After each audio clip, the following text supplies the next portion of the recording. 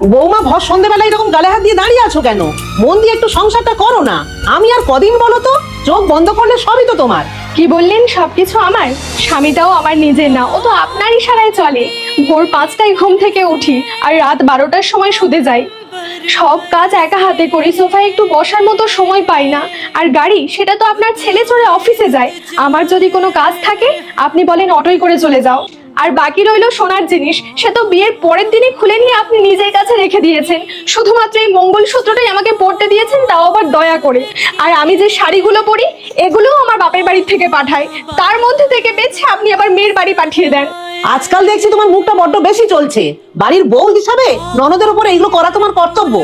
বৌমারাই কি সব কর্তব্য পালন করবে? আমার প্রতি আপনাদের কি কোনো দায়িত্ব নেই? আচ্ছা মা, আপনার মেয়ে এখান থেকে যে শাড়িগুলো নিয়ে যায়, সে কি তা ননদকে দেয়? শাড়িটা তো আমার মেয়েকে দিয়েছি, তাও ননদকে দেবে কেন?